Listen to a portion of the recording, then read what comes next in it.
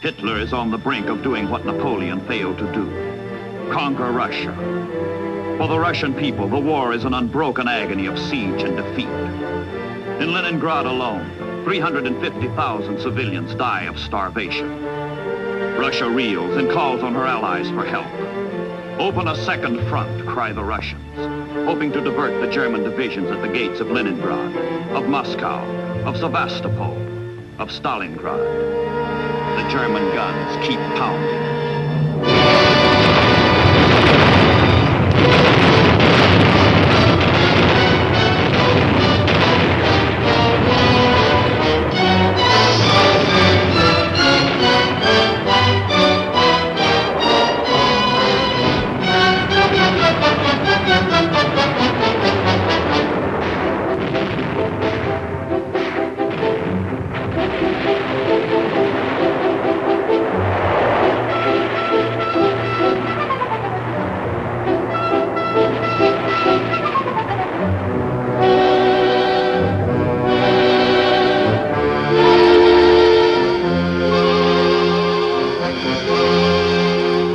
Washington, the Russian appeal comes in a black hour. Everywhere there is victory for the Axis. Nowhere can the democracies do more than hold their own. Action, bold, decisive action, can no longer be delayed. Roosevelt and Churchill must strike. But where? How? The statesmen of democracy ponder the issues and decide. Invasion, a second front. The orders go out to America, to England. The transatlantic planning begins. Target, top secret.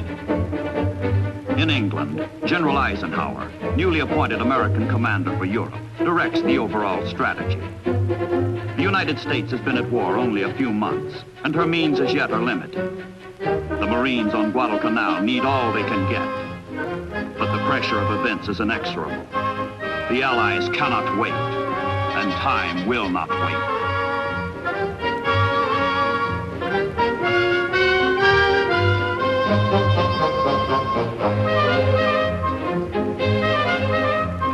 In October, troops embark at English ports for the first joint Anglo-American offensive in World War II. The troops do not know their mission. They do not know that they are one prong of a sweeping double thrust at the Axis in North Africa. The secret course is south, into the Mediterranean.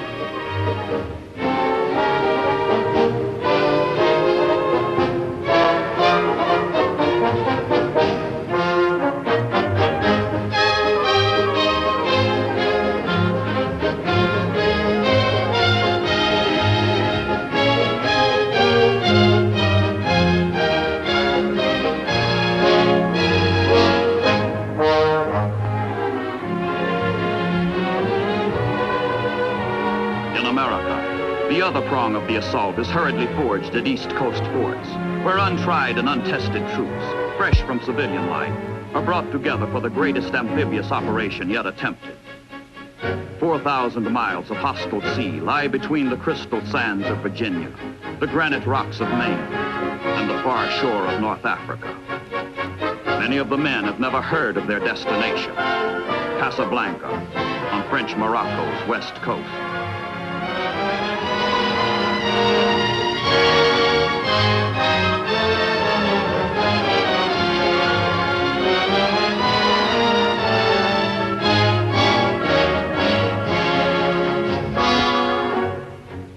Most of the troops have never been to sea before, and half the young sailors of the convoy are sailing the ocean for the first time.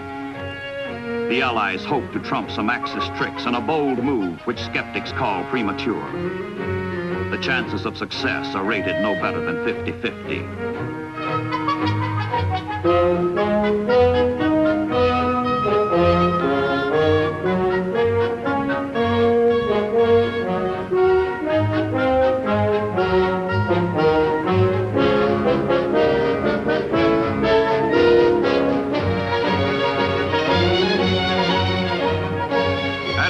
Commands the American task force. Rumors circulate that the ships are headed south for maneuvers. But Task Force 34 is in deadly earnest.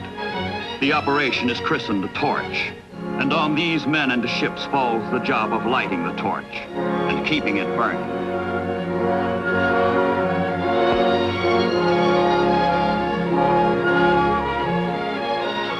From America, from England, 650 ships and the 2 convoys plod their precarious way, converging slowly on the whole northwest corner of Africa, moving jointly toward the target.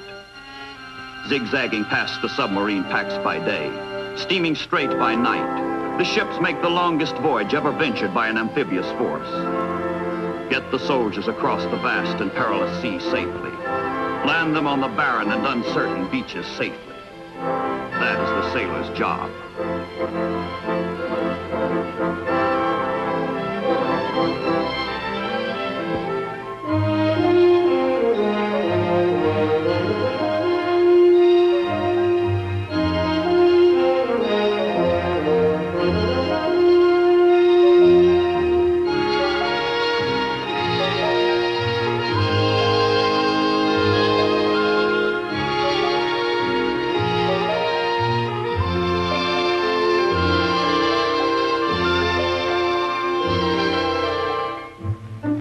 Sailors on watch are charged with the safety of the ships, gravest of responsibilities. But in the transports, the troops have little to do except relax, fool around, wait, and try to forget what is ahead.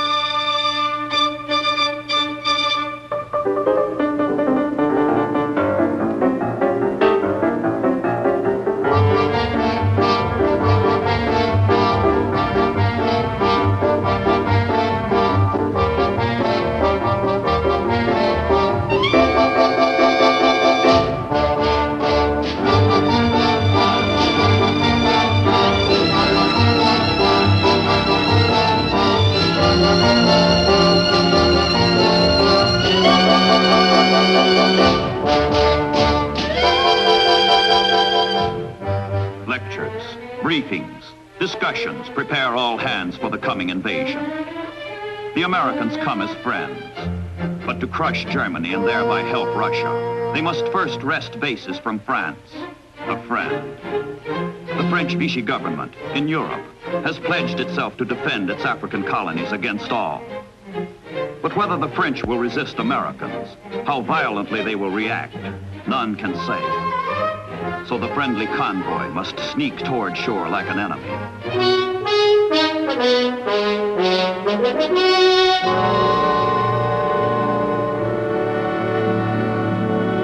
Now the convoy lies off the coast of High Barbary. Beyond lies Africa. President Roosevelt announces the landings to the French by radio and asks their help.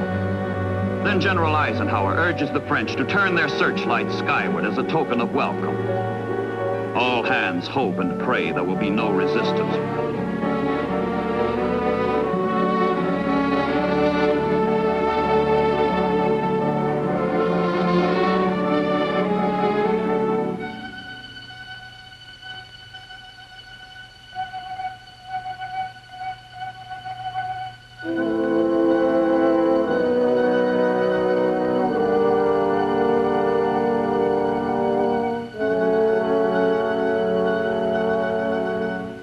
H hour comes in the hazy dawn of November 8th, 1942. The troops go ashore, still uncertain whether they will be welcomed or resisted, embraced or shot.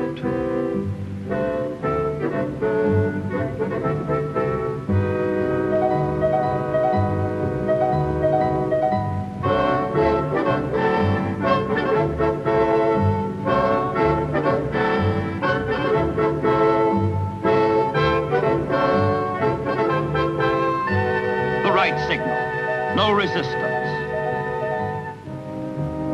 But the searchlights are deceptive. The lights are hostile, not friendly. The French are confused. They have not heard the Allied broadcasts, and military leaders loyal to the Vichy government decide to fight.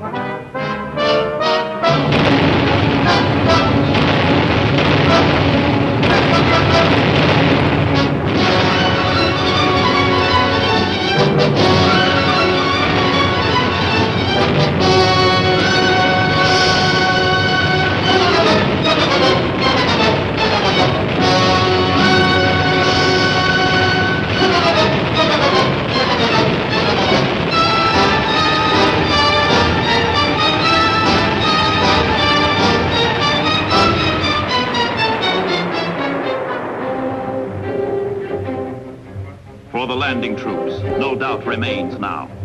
They will be resisted. The shores are hostile. The French are fighting. But the assault proceeds as planned, and the troops head for shore on either side of Casablanca, the target. And lying at anchor in the harbor of Casablanca, more trouble. Ships of the French Navy.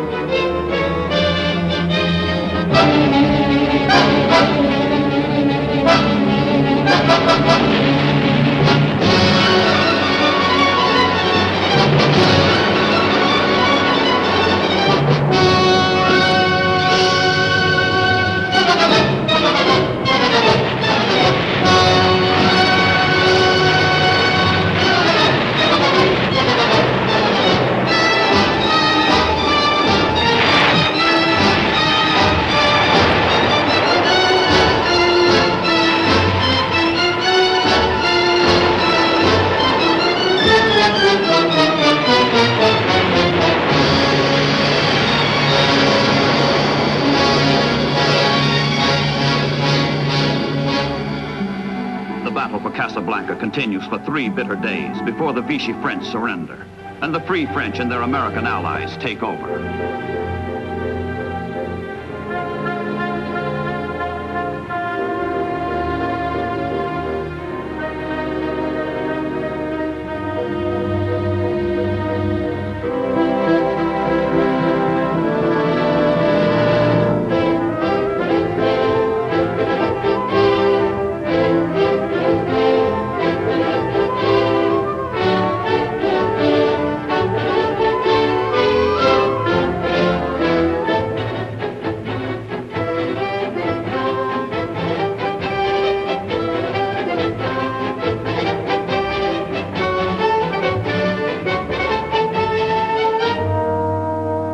Casablanca's harbor, a major prize. But the victory is not without sorrow. Americans and French who have fallen fighting one another are buried side by side.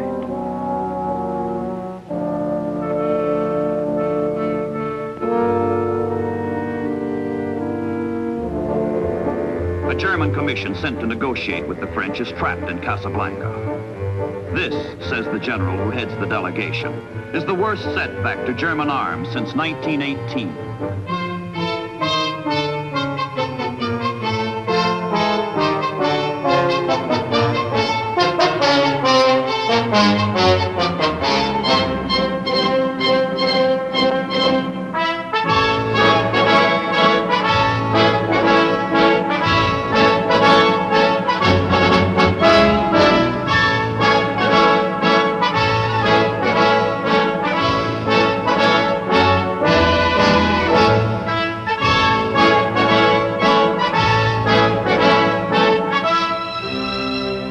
Meanwhile, the second Allied convoy slips through the Straits of Gibraltar and steams eastward for Oran and Algiers. In Oran, there are vital airfields and an important road network. Algiers is the economic, political, and military center of the entire area. If the convoy can survive the Mediterranean gauntlet of submarines and bombers, all of Northwest Africa will fall into Allied hands in one swift stroke.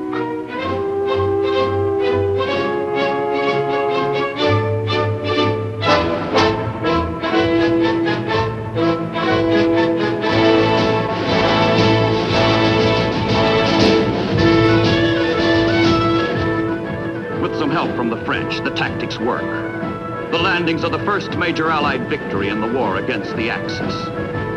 3 days after the first troops touch the beaches, French North Africa is a fighting ally.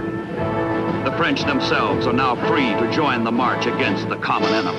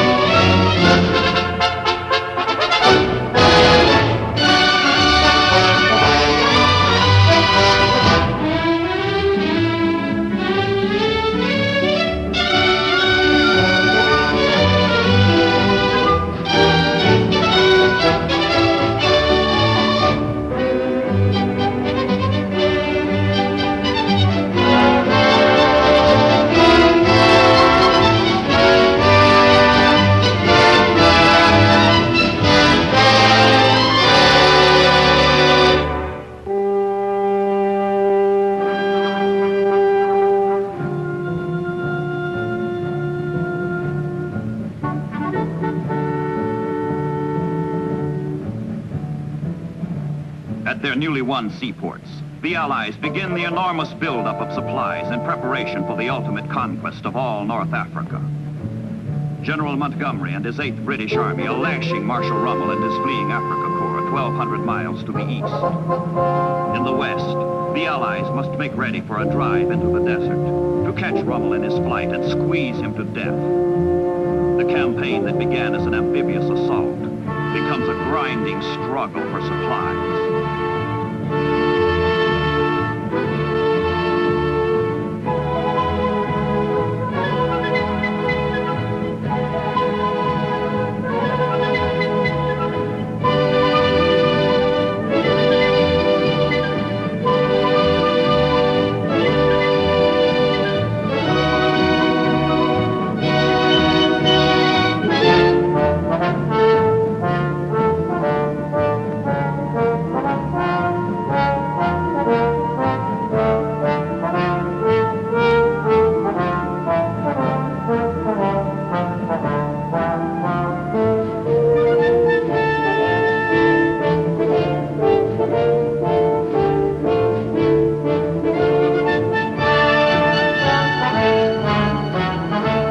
Showdown for the Mediterranean is on.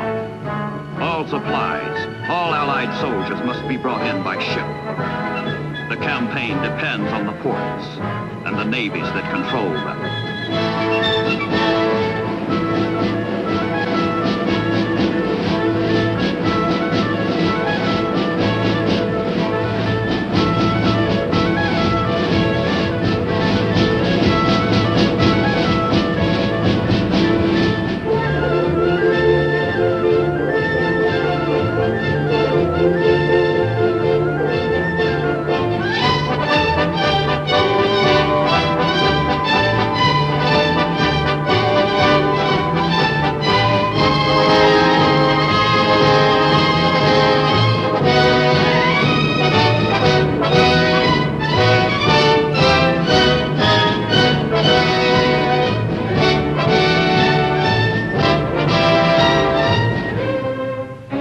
British First Army spearheads the race toward Tunis and Bizerta, key ports in Rommel's rear.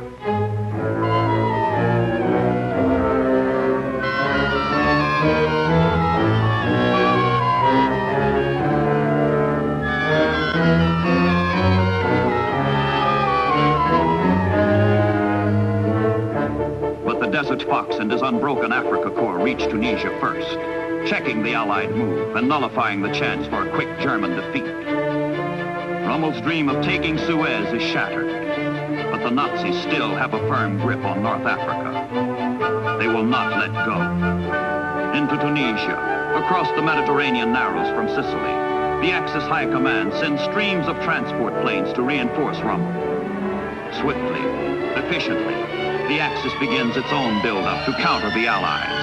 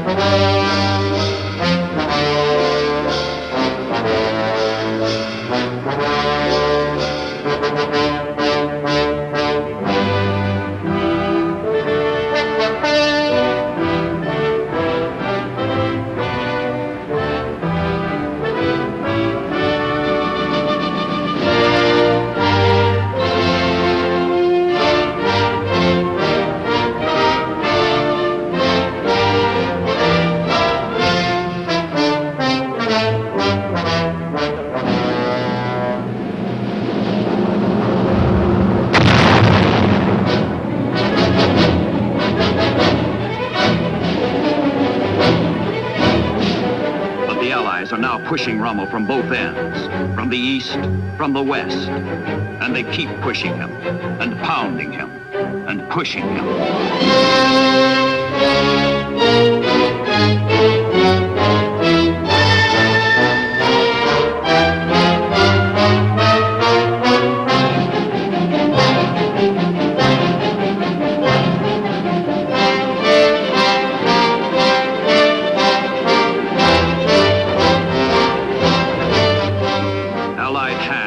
The Axis throat. The pincers close. The sands run out for Rommel.